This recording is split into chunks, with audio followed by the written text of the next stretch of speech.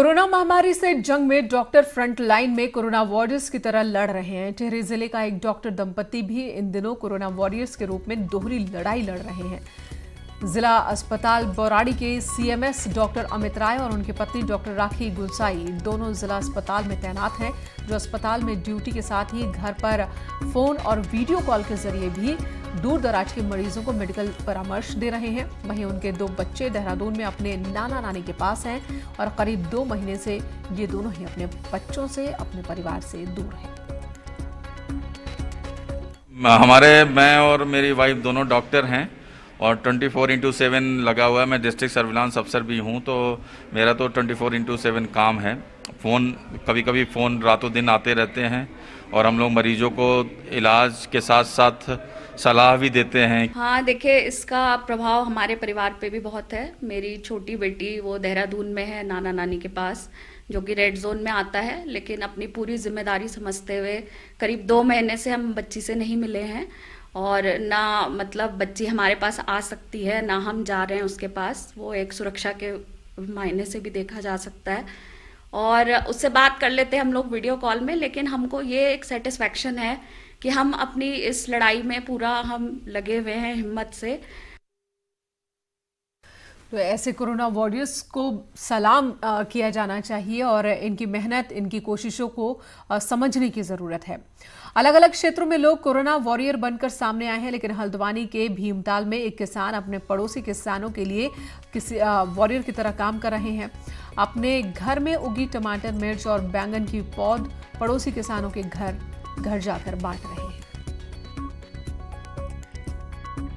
Lockdown के इस काल में लोग तरह तरह से लोगों की मदद कर रहे हैं। ऐसे में किसान भी खासे परेशान हैं क्योंकि मौसम की मार उस पर पड़ी है। लेकिन भीमताल में एक किसान ऐसे हैं, प्रगतिशील किसान, ये अनमणि भट्ट हैं, जो अपने हाथ में कुछ पौधों की टोकरियां लेकर के खड़े हैं यहाँ पर और इस तरह के पौधे ये लगातार किसानों के बीच में बांट रहे हैं। भट्ट जी, ये पौधे क्यों बांट रहे हैं आप किसानों के बीच में?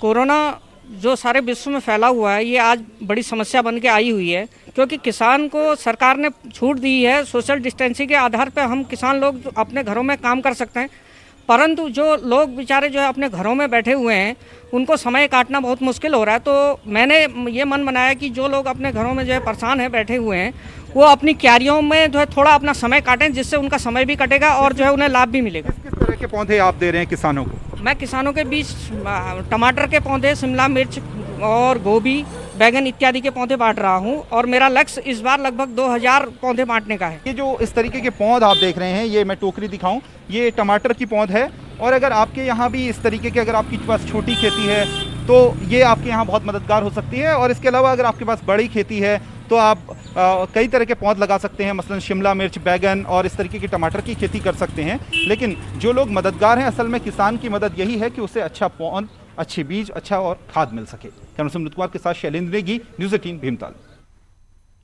चलिए एक और कोरोना वॉरियर से मिलवाते हैं आपको। उम्र है इनकी 80 साल, आंखों पर चश्मा लगा है, लेकिन जज्बे में कहीं कोई कमी नहीं है। देहरादून की निर्मला वॉशिंगटन की हम बात कर रहे हैं, जो आज उन लोगों के लिए मिसाल है जो कोरोना की लड़ाई में अपना योगदान निभाना चाहते हैं। लक्ष्मण चौक की MDDA कॉलोनी में रहने वाली निर्मला वॉशिंगटन 79 साल की हैं। आर्थिक हालत ठीक नहीं है, आंखों से कम देख पाने के कारण सिलाई मशीन चला नहीं सकती। बावजूद इसके हाथों में सुई धागा लिए दिन रात घर के कपड़े उठाकर उनसे मास्क बना रही हैं। अब तक अपने मोहल्ले में 100 से ज्यादा मास्क बांट चुकी हैं। वहीं अब उनके इस जज्बे को देखकर मोहल्ले की महिलाएं अपने अपने घरों से मास्क बनाने के लिए कपड़ा देने लगी हैं। टीवी में देखा था, फिर मेरा बेटा 2 खरीद के लाया, फिर मैंने कहा तो काट के फेंकने पड़ेंगे, तो मैंने कहा घर में अगर कपड़ा है थोड़ा बहुत तो मैं बना लेती हूँ। तो मिल गया मुझे कपड़ा, मैंने बनाने शुरू कर दी, उसी को देख के बाजार वाले को देख। निर्मला के एक बेटे हैं जो पेंटर का काम करते हैं, लेकिन काम भी मंदा चल रहा है और इसीलिए वो भी अपनी माँ की ही मदद करते हैं और स्थानीय लोग भी उनके काम की खूब तारीफ कर रहे हैं। करता हूँ सपोर्ट उनको ना, मम्मी को, लेकिन अब वही है, आंखों से दिखता नहीं है। अभी बल्कि ऑपरेशन करवाना था उनका, ये लॉकडाउन की वजह से जा नहीं पा रहे हैं। एक आंख में मतलब वो है मोतिया, एक में जाला है। सोचा कि एक लॉकडाउन का भी पालन हो और क्या बोलते हैं अपने घर में रहें और फिर जैसे जो लोग नहीं खरीद पा रहे हैं उन लोगों की एक मतलब सेफ्टी के पर्पज़ से ये मास्क लोगों को दिए जा रहे हैं।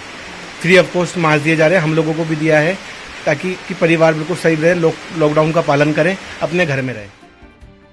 निर्मला जी भले इन बूढ़ी आंखों से कम देख पा रही हों, लेकिन उनका हौसला बेमिसाल है। कहते हैं अगर मंशा साफ हो और लगन पक्की हो तो कोई काम मुश्किल नहीं। निर्मला जी ने इस बात को साबित किया है, जो उम्र के इस पड़ाव में भी अपने हाथों से ही मास्क बना रही हैं और कोरोना से इस लड़ाई में अपनी भागीदारी निभा रही हैं। कैमरा पर्सन भरत शर्मा के साथ Bharti Saklani, news 18, Dehradun. Corona lockdown की वजह से कामकाज पूरी तरह से प्रभावित है, जिसका असर गौ सेवा करने वाले लोगों की जेब पर भी पड़ा है। गौ आश्रम संचालक दान न मिलने से परेशान हैं। हल्द्वानी में बनी गौशालाओं में इसका असर साफ दिख रहा है। गायों के लिए चारे की अब कमी हो गई है। गौशालाओं में कमी होने की खबर होते ही नैनीताल से सांसद और बीजेपी के पूर्व प्रदेश अध्यक्ष अजय भट्ट ने हल्दूचौड़ में एक गौशाला का दौरा किया और एक गैर सरकारी संस्था के जरिए प्रबंधकों को मदद का भरोसा दिया। मेरा निवेदन रहेगा सबसे कि अधिक से अधिक लोग इस समय यहाँ पर अपने अपने स्तर से दान दें और ये दान बहुत ही फलित होने वाला दान है, क्योंकि भूसा जो इस समय हम खरीद लेंगे सस्ते रेट पर मिलेगा, बाद में तो बहुत ऊंची रेट पर जाएगा। तो मैं पुनः एक बार मंगला माता जी को बहुत